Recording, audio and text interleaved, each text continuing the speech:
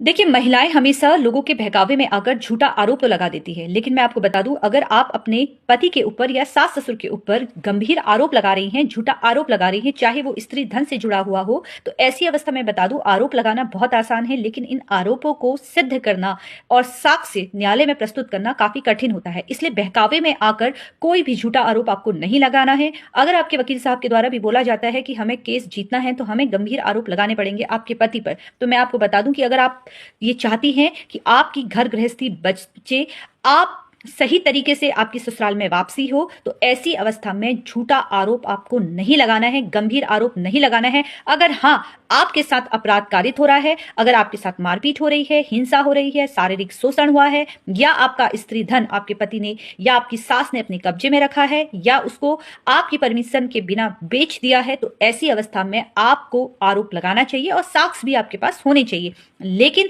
अगर आप झूठे आरोप अपने पति पर या अपने ससुराल वालों पर लगाती हैं, तो ऐसी अवस्था में आप केस बिल्कुल हारेंगी, जीत नहीं सकती हैं और घर वापसी तो आपकी कभी नहीं होंगी। इसलिए झूठे आरोप लगाने से बचे। अगर आपको ये वीडियो पसंद आया हो तो इसे लाइक जरूर कीजिएगा, क्योंकि ये उन महिलाओं के लिए काफी इंपॉर्टेंट है जो झूठा आरोप अपने पति पर लगाने की सोच रही हैं। देखिए, बहुत सारे लोग अचानक डर जाते हैं जब उन्हें मालूम चलता है कि उनकी पत्नी ने उनके ऊपर केस किया है, क्योंकि बार बार धमकी दे रही है। उसने कह रखा है कि मैं तुम्हें अब जेल के अंदर डाल दूंगी, तुम्हारी कंप्लेन कर दूंगी, एफआईआर लिखा दूंगी, तुम्हारा घर भी ले लूंगी, तुमसे पैसा तो मुझे लेना ही लेना है, साथ में जहां तुम रह रहे हो वो भी मेरा उस पर अधिकार है, और तुम्हें मैं रोड में लाकर रख दूंगी। अब